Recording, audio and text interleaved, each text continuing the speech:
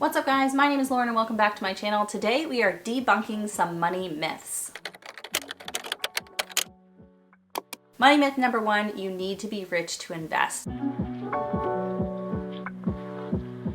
This is so far from the truth, especially in 2024, because it is so easy to invest simply on your own for very low fees. There are so many options to invest. There's the tried and true investment brokerages like Fidelity and Vanguard and Charles Schwab, and then there's other more new like startup-y type investment apps like M1 Finance and Acorns, who are also very reputable and have been around for quite a while. But regardless of which route you choose to go, getting set up with an investment account and investing your money consistently over time is going to allow you to build wealth. Especially if you start early and invest consistently, small amounts of money can really build up over time. Also, if you invest in low-cost index funds, which are widely recommended by many investing experts, including the investor of all investors, Warren Buffett himself, so you are well diversified, you don't have to pick stocks or know anything about what companies are doing, and it has very, very low fees. Here are some of the most popular index funds for Fidelity and Vanguard. These index funds do have a minimum balance, so you have to save up a little bit to be able to invest into the fund, but once you hit that minimum threshold, you can invest any amount you want going forward each time you invest. So really,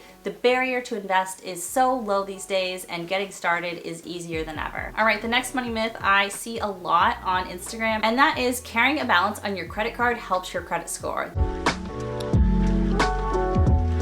This is not true at all. Carrying a balance on your credit card just charges you interest, and in order to help your credit score, you need to use credit, but it doesn't help your credit score anymore to carry that balance than it does to just pay it off and avoid having to pay any interest. So that's what we do. We use credit cards, but I pay them off in full a few times a month. We don't pay any money in interest, and my credit score is over 800. There are several factors that make up a credit score, like how long you've had credit, how many accounts you have open, and things like that. But one of the big ones is your credit utilization, and that is what percentage of the credit you have available is actually being utilized. If you have a credit limit of $2,000 and you're carrying a balance of $1,000, that's actually going to be hurting your credit because you are using 50% of your credit limit. Keeping this ratio under 30%, but even better under 10%, can really help your credit score. Debunking the next money myth, rent is just throwing away your money.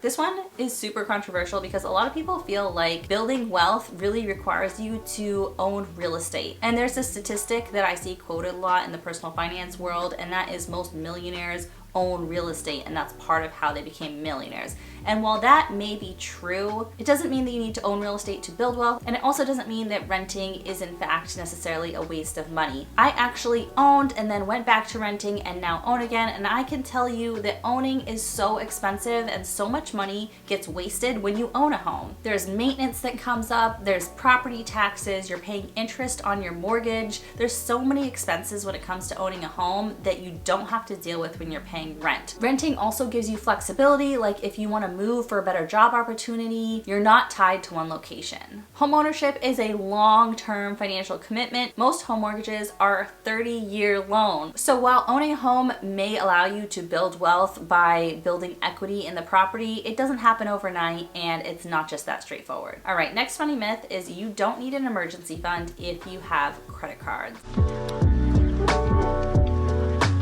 So we used to not have an emergency fund, and we would use our credit cards as an emergency fund, and honestly, that is how we racked up $30,000 in credit card debt. So you definitely need an emergency fund, especially if you want to maximize your efficiency with your finances. You need to have a cash emergency fund to fall back on in case there's a major repair to your car or your home, a major medical expense, or an unexpected job layoff. An emergency fund will give you so much peace of mind that having credit cards in your back pocket won't. Plus, credit cards are not a guarantee that you'll be able to use that credit. If you lose your job and the credit card company becomes aware of this, they could lower your limit on your credit card down to next to nothing. They are not required to keep your credit card limit at the same amount that it currently is. So I feel like it's really risky to rely on credit cards as an emergency fund, and really building up a solid cash emergency fund of at least 1 month of expenses, but ideally 3 to 6 months of expenses really should be the goal. All right, I love this money myth, and I've talked about it before, but that is that budgeting is restrictive and complicated.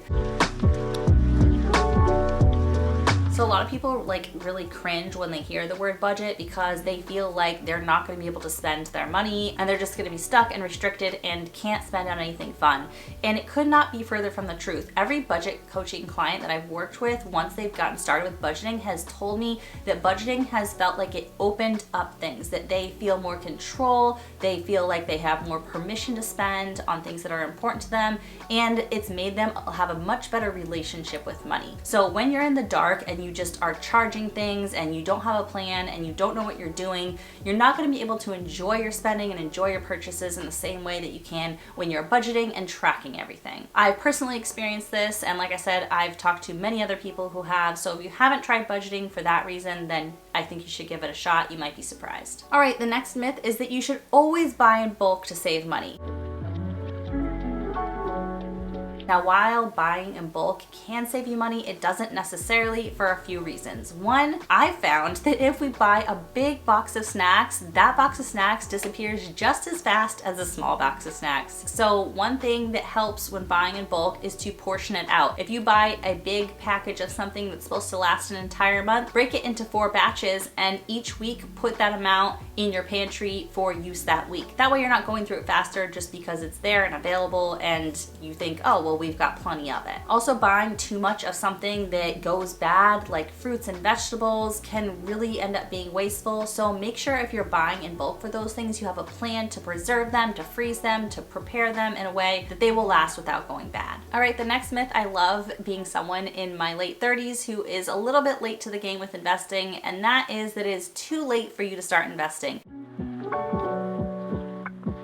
It is never too late to start investing. You can always benefit from investing. While it is true that compound interest works harder the longer you have your money in the market, it also is true as you get older, you have more financial stability, you likely have less debt and higher income. So you might have more money and you definitely have more focus and motivation to be consistent with investing, which may end up helping you more in the long run. When you're young, in your 20s, retirement is so far away. That's like a different lifetime. But when you're in your late 30s or 40s or even 50s, retirement doesn't feel that far away. And so focusing on investing in those years, while you don't have as much time for your money to compound, still is a really, really important time for investing. You still have plenty of time for that money to do its work and grow for you to have something to rely on in retirement. All right, next money myth, debt is always bad.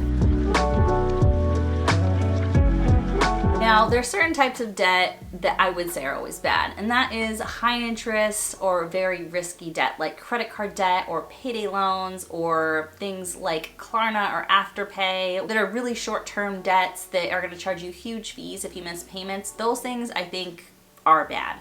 However, there are certain types of debt that can get you ahead in life that you wouldn't have been able to do if you hadn't used debt to get there. For example, a mortgage. Most people don't have access to hundreds of thousands of dollars to be able to purchase a home. So without the use of a mortgage, most people would be excluded from real estate. Also, student loans, I think if used properly and done in a thoughtful way, can definitely get you ahead. If you research your degree, if you get into a good program, and you know it's an area you like, and you minimize the amount of loans you take out during that program, and then you're able to double or triple your income once you get out of school, that can be a great decision. Now, you always want to make sure the amount you're going to be making once you graduate makes sense compared to how much you're taking out in student loans. And so doing your research as best as you can and being really thorough and researching the job market is really important before you jump into a big financial decision like that. But I think it can be a really good thing in the long run and give you a really fulfilling career path. Next money myth is actually something that somebody told me when I was younger, and that is you shouldn't worry about investing for retirement until you're older.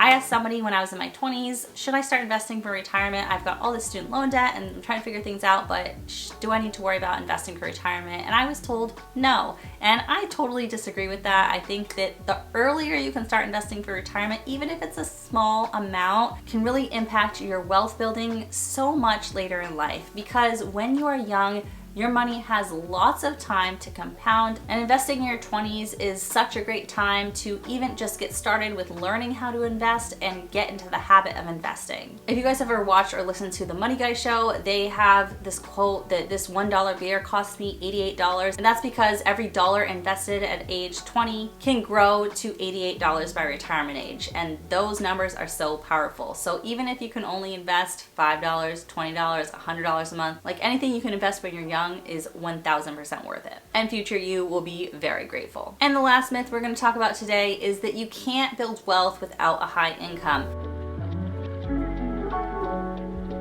This cannot be farther from the truth, but it does require careful planning and consistency. So if you invest every single month starting at a relatively young age, you can definitely build up a 7-figure net worth by the time you retire. The key here is investing consistently over a long period of time. And I probably sound like a broken record here, but it's just so true. Investing consistently over time is one of the best ways to build wealth. And it takes time for that money to grow and compound, so the earlier you can start and the more consistent you can be over time, the better you're gonna end up at retirement. That is it for today's video. Thank you guys so much for watching. If you like this video, as always, give it a big thumbs up. And if you wanna see more from me, then hit that red subscribe button. I'd love to have you as a subscriber, and I'll see you guys soon in the next one. Bye.